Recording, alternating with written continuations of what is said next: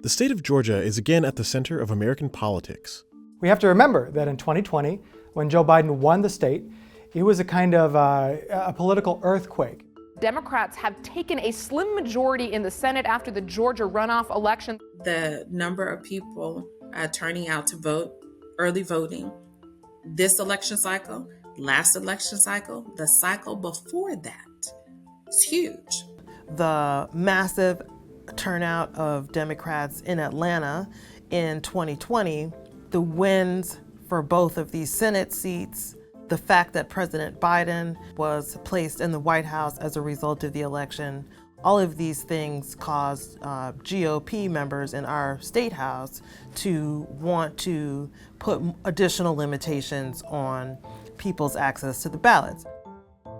In the city of Atlanta, candidates are campaigning on issues like reproductive freedoms, voting rights, allegations of rampant crime, and inflation. We have to watch how we spend at the federal government level. Early voting was off to a record start in 2022, according to the Georgia Secretary of State. This record turnout is coming as state officials have limited access to ballot boxes in key places like Metro Atlanta. Here's how the city of Atlanta became a hotspot in the 2022 elections, and what that means for the country's future.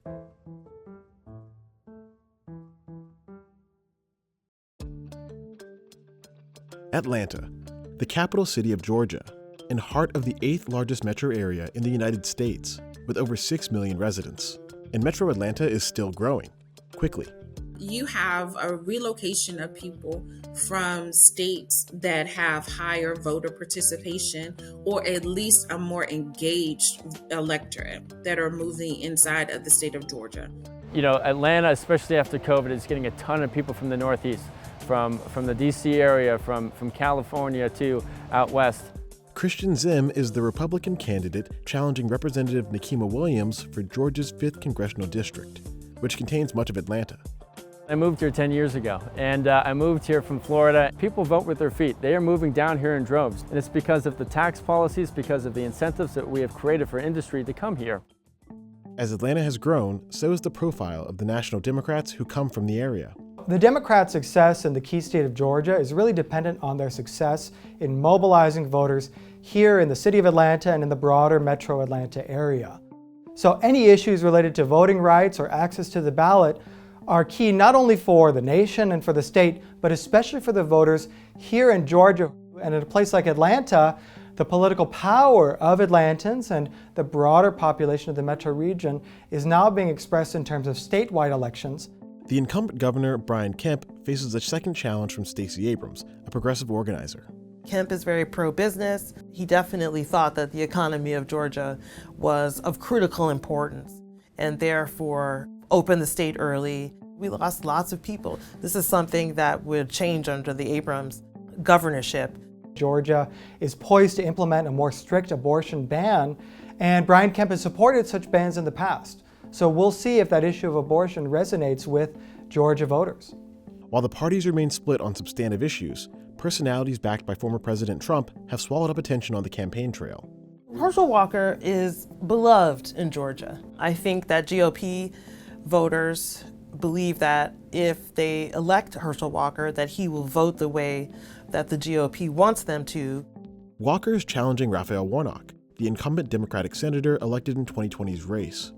Warnock is also the head pastor of Ebenezer Baptist Church, which was once led by the civil rights icon, Martin Luther King.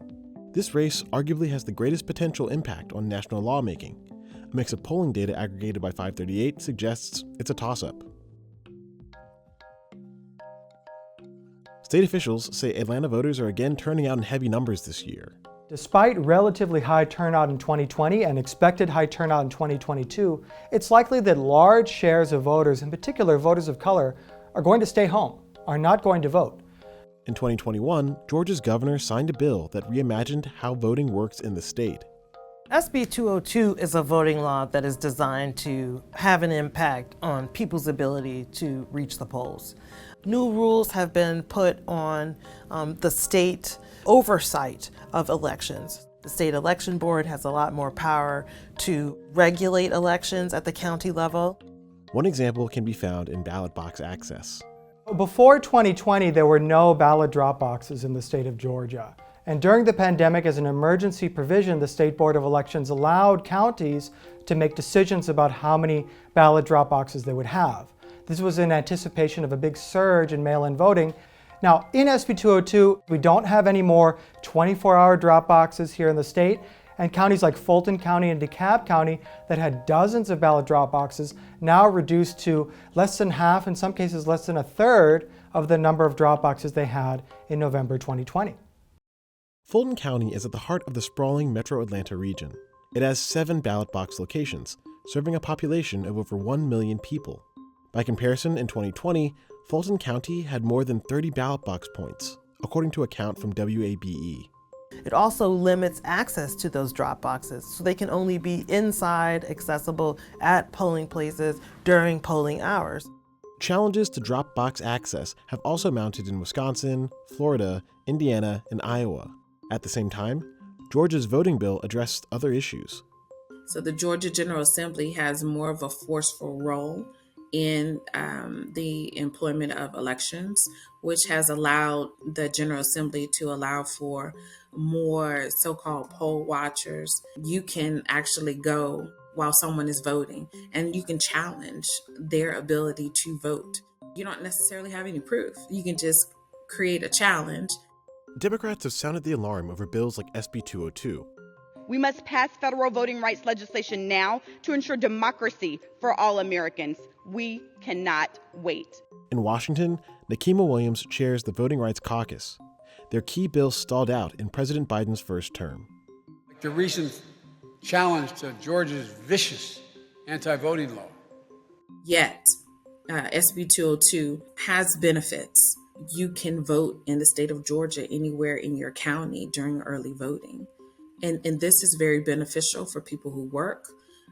This is beneficial for people who are parents. Researchers say that a raft of election skeptics are running for roles that control the voting process. We had a lot of problems with the 2020 election. We codified a lot of those issues into law with SB 202. We have a long ways to go. I've been talking with a lot of my friends who are running for the state legislature who are actually going to take that bill a step further and protect voting access moving forward for the next couple of years. I think that's a good thing. Some policy experts believe the new laws could limit access to the polls in subtle ways. For example, supporting voters as they wait to cast their ballots. In Georgia, we've had long lines, which hopefully we won't see during this midterm period, but it was a situation where people might need snacks or water. A spin was placed on that as if that was purely Democratic and that there was unfair persuasion happening in the lines. Therefore, that has been banned. These concerns won't be observable until Election Day, when lines can stretch to their longest. But state officials expect a particularly high turnout. The first days of early voting for this midterm have surpassed presidential election levels, according to Georgia's Secretary of State. In this midterm cycle, 4 major bills will come out of Washington. Despite spending trillions on these policy priorities, the government shrank its budget deficit in 2022. I think the Democrats have gotten more done than they have sort of gotten credit for. But those things have been hard fought, involved a lot of compromise. Having an evenly split or even one-seat majority doesn't necessarily help with systemic and structural changes within the Senate itself in order to pass bills. What you can do, though, is confirm seats in the president's cabinet or federal judges or even Supreme Court justices, which obviously, as we can tell, is also crucially important for individuals who have a concern about women's bodily autonomy or voting or incarceration or policing powers. All of these types of concerns, it's really important for us to realize that who we vote for on a local level reaches to the state level, reaches to the federal level.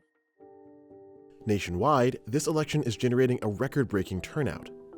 Polls have shown close races across the board. This election is more balanced than we expected it to be post-redistricting. This is a unique moment in terms of the hyper-polarization where Congress can't even pass legislation in a lot of instances because there's just no give whatsoever. The GOP too seems to have less reverence for the traditional limits of our constitutional democracy, including the January 6th insurrection.